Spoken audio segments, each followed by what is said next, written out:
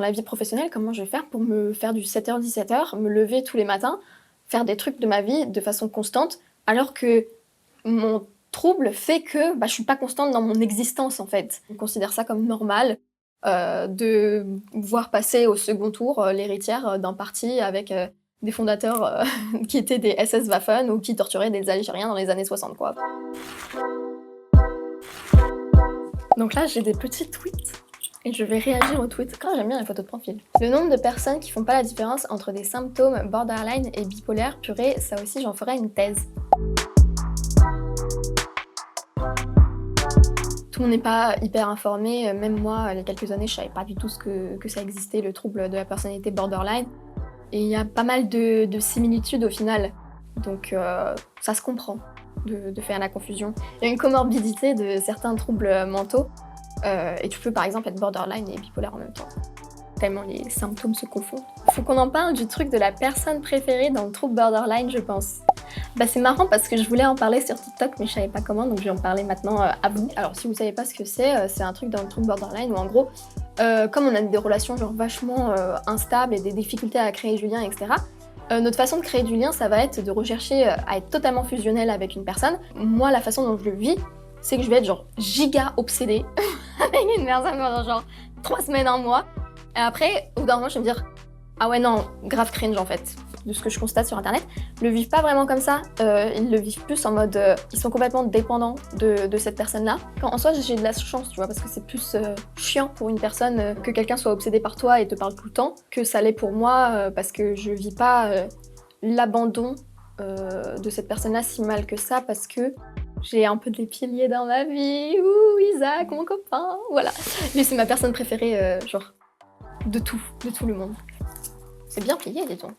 C'est ma copine, c'est Amocide. Coucou Philomène, je t'aime trop. TikTok, c'est vraiment très cool sur plein d'aspects, mais je le répéterai autant de fois qu'il le faudra, le format court et la structure de l'application favorise complètement le cyberharcèlement. Une consommation de contenu bien plus mécanique et moins responsable. Je suis complètement d'accord. Plus il y a de réactions à un truc, que ce soit genre des collages, des commentaires, des duos, etc., plus le contenu va être mis en avant. Et sauf que ça, c'est un des gros vecteurs de cyberharcèlement. Autant les réactions peuvent être vachement constructives et genre apporter au débat et des trucs comme ça, autant ça va juste être des gens qui vont juste essayer de te descendre en duo et en collage. Donc j'aimerais bien que TikTok soit un peu plus responsable là-dessus, surtout que beaucoup de fois, on se fait cyberharceler, mais après c'est nous qui nous faisons strike en tant que personne cyberharcelée parce qu'on a un discours qui est un peu politisé, etc. Et je sais pas, on va prononcer le mot violence, ou un truc comme ça, et du coup, à cause des signalements qu'on se prend des cyberharceleurs, on va se faire strike. Et ouais, le format court, c'est sûr que ça, c'est un des trucs, je pense, qui a fait que Philomène, en particulier, est passée sur YouTube, et que moi, j'y pense aussi, parce que en 1 à 3 minutes, tu peux pas vraiment genre expliquer le fond de ta pensée. C'est compliqué d'accrocher les gens jusqu'à la fin de ton discours avant qu'ils laissent un commentaire en mode « Mais tu racontes n'importe quoi, nanana ». Je me demande vraiment comment on fait pour avoir une vie professionnelle stable et satisfaisante quand tu... Je sais, moi aussi je me demande, quand on a une maladie psy qui ne se soigne pas, trouble de la personnalité borderline. Non mais c'est vraiment une angoisse perpétuelle pour moi en fait. Je me dis, déjà je vois comment mes études se passent. C'est un peu compliqué. Dans la vie professionnelle, comment je vais faire pour me faire du 7h-17h, me lever tous les matins, faire des trucs de ma vie de façon constante, alors que mon trouble fait que je suis pas constante dans mon existence en fait. Et c'est vraiment un truc qui me panique pas mal. Les gens qui romantisent le trouble borderline sur TikTok en mode c'est quirky, I am different. Non baby girl, c'est une maladie et on veut crever. La façon dont on dépeint les troubles mentaux, que ce soit le trouble borderline ou genre autre chose, je sais pas, le TDAH ou ce genre de trucs-là, sur les réseaux sociaux, c'est vachement caricaturé. C'est bien parce qu'on en parle, mais d'un autre côté, les gens qui font des contenus vachement caricaturaux comme ça se font pas forcément du bien, en fait. J'ai l'impression qu'ils s'enfoncent un peu dans le truc. Tu vas relate, c'est cool. En même temps, ça va un peu... être là en mode haha, je relate et je passe à autre chose, alors que non, haha, je relate, c'est un peu inquiétant quoi. Moi, le trouble borderline, je sais que c'est un truc que j'aurai toute ma vie, mais j'essaye activement de sortir, d'atténuer les symptômes, etc. Et je vais pas me conforter dans l'idée que voilà, j'ai des obsessions avec des personnes et que c'est un truc assez horribles à vivre quand même, ou que j'ai des sautes d'humeur de ouf, que j'ai des phases de violence, ou que j'ai des phases suicidaires, bah non, en fait, c'est pas drôle, c'est vraiment pas sympa, quoi. Donc, il faut pas se conforter dans cette idée-là.